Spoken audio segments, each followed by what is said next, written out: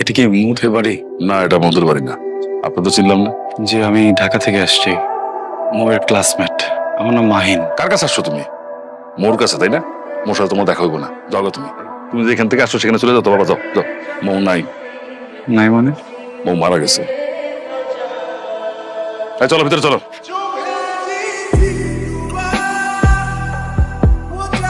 পোলারা দেখো বৃষ্টিতে ভিজা কেমন শীতে কাঁপতাছে, আমার না খুব খারাপ লাগতেছে। তোমার খারাপ লাগতেছে, আমি কি করবো? একটা মেয়ে মারা গেছে শোনার পরে বেহায়ের বলে দাঁড়ায় আছে। একটা কাজ করো না, একটা গামছা নিয়ে যাও, গা হাত পা মুইসা একটা ছাতা দিয়ে ওরে বিদায় করে দাও। এই তুমি কি পাগল হয়ে গেছে? এই বৃষ্টিতে দাঁড়া ভিজলে কি তোমার কাছে মৌ চলে আসবে? তুমি মৌরে পায়ে যাবা? ও বুঝছি। এই ধরো, এই 500 টাকা রাখো রাখো, আপনি ধরো। বাজারের পাশে বাস স্ট্যান্ড আছে, সেখানে যাও গিয়ে গাড়ি তুই টাকা চলে যাও। মোর কি হয়েছিল? মৌর কি হয়েছিল সেটা আমারও জিজ্ঞেস করতেছো কেন? মৌরে যা জিজ্ঞেস করো। আপনি আমাকে বলবেন মোর কবরটা কোথায়?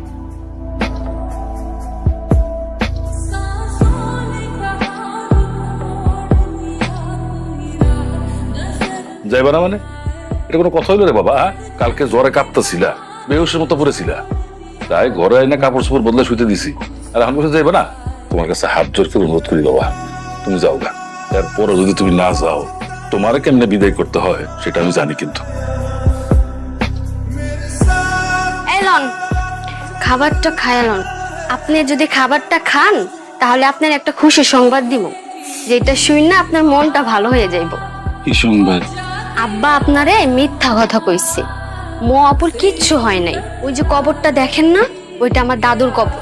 আপা সবাইরে কয়ে গেছে আপনি যেদিন আইবেন আপনার এই কথা কইতে যে আপা মারা গেছে। আমাকে তোমার আপুর কাছে নিয়ে চল। আচ্ছা আমি একটু বেরোচ্ছি। আপনার খাবার রেডি আছে, আপনি খেয়ে যান। আলগা পিরিত দেখাবান। যখন পিরিত দেখানোর সময় তখন তো দেখাও না, এখন তো আলগা পিরিত কেন দেখাও? আরশি, তুই এখানে কি করতেছিস? মামামি শরীর ভালো তো? তো ঝামেলা হয়েছে কোনো বাসায়? না আপা, কোনো সমস্যা হয় নাই, আমারে মাফ করে দিও। আরশি, কি করছিস সেটা তুই নিয়ে আসছিস কেন রে? কতবার বুঝায় বলছি না, কি বলছি আর কি করলি? নিয়ে যা এখান থেকে, তাড়াতাড়ি নিয়ে যা। আমি জোর করছি, তোমার সাথে একটু কথা ছিল।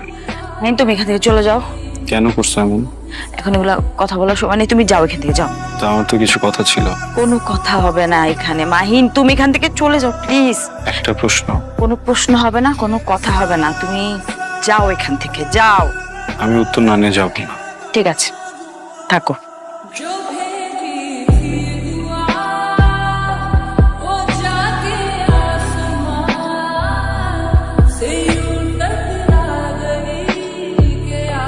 মাহিন, আল্লাহর ওয়াস্তে তুমি এখান থেকে চলে যাও, পাগলামি করো না। যে কোনো সময় কিন্তু চলে আসবে, বুঝছো?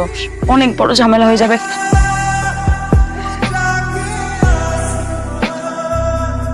কি নাম তোমার? মৌ। সুন্দর। তুমি তো অনেক লক্ষ্মী, শান্ত, সুন্দর, এই জন্য তোমাকে ভালো লাগছে।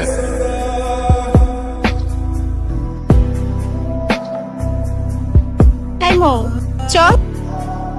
কই গেল সব? চলে গেছে। তোমাদের নামে অভিযোগ শুনতে শুনতে তো আমার অবস্থা শেষ। আর এই তোমার নাম যেন কি? মাহিন। তুমি অতি বাড়া বেড়েছো। Sorry sir. কেমন আছো তুমি? ভালো। আমি ভালো নেই, গতকাল থেকে অনেক জ্বর। তোমার জ্বর? এটা আমার ছোটবেলার সমস্যা। কাউকে যদি কিছু বলতে চাই আর বলতে না পারি তখন খুব জ্বর আসছে। আই লাভ ইউ মৌ, অনেক ভালোবাসি। Will you be mine? Sorry, জোর করে তো ভালোবাসা পাওয়া যায় না, তাই না? It's okay. আমি আর কখনোই এসব বলবো না বা তোমার সামনেও আসবো না। I love you two.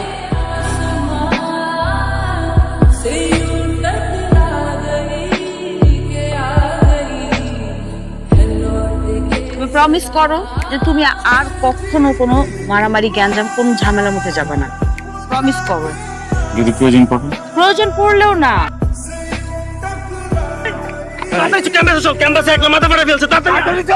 Mahin, আজকে না প্লিজ। আঙ্কেল, মাহিনের সাথে তো আসলে যোগাযোগ করতে পারছি না। ওর শরীরের কি অবস্থা এখন? মাহিনের শরীরের খোঁজ তোমার আর না নিলেও চলবে মো। তোমাদের মতন মেয়েকে আমি খুব ভালো করে চিনি। তোমাদের একটাই টার্গেট থাকে যে ঢাকায় এসে একটা বড় লোকের ছেলেকে যে কোনো ভাবে হোক পটানো, তারপর Thailand, Singapore, Europe, America, Dubai. তোমাদের মতন মেয়েদের জীবনের লক্ষ্য তো একটাই, টাকা। তুমি গ্রাম থেকে উঠে এসে আমার ছেলেকে তুমি পটিয়ে ফেলবে, আর আমি বুঝবো না তোমার উদ্দেশ্য। Very sad.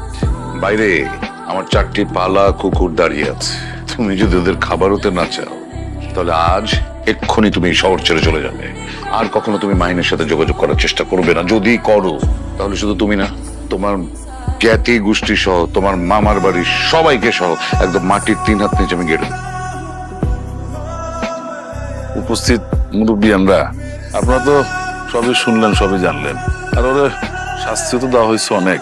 আমি বলতে চাইছিলাম কি, বাইরের মানুষ এবার ওরা আমরা বিদায় করে দিই, ছেড়ে দিই ওরা।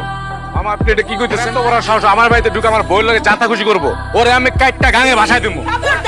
ওর গায়ে কোনো হাত দিবেন। আমার যত খুশি মারেন, কোনো অসুবিধা নেই, কিন্তু ওর গায়ে কোনো হাত দিবেন। আবার কথা আমি বাজারে নিয়ে তুলে রাখি, যাতে এলাকার সমস্ত পুরুষ মানুষ দেখে আর ভয় পায়, জীবনে যাতে কোনোদিন বউর ভ্যান না তোলে। অন্যায় যা করার সব আমি করছি। আমি তোর লগে অনেক বড় অন্যায় করে ফেলেছি রে মা। তোরে আমি এই পশুটার কাছে বিয়ে দিছিলাম, আমার তুই মাফ করে দে মা। আমি শুনছি এতদিন এই শয়তানটা তোরে অত্যাচার করে, কিন্তু আজকে নিজের চোখে যখন দেখলাম তোরে আর এই বাড়িতে আমি রাখব না, তোর আমি নিয়ে যাবো, কিন্তু তোরে আমি কইলে যাবো রে মা।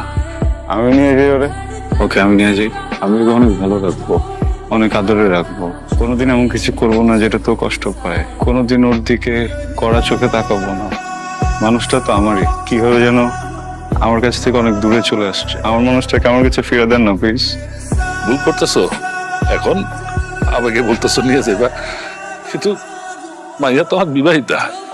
2 দিন পরে যখন তোমার কথাটা মনে পড়বো, তখন যে তুমিও পশুটার মতো লাগে আচরণ করবো না, তার কি গ্যারান্টি আছে? আপনি ওকে আরো 100টা বিয়ে দেন, আমি তখন ওকে এইভাবেই ভালোবাসবো।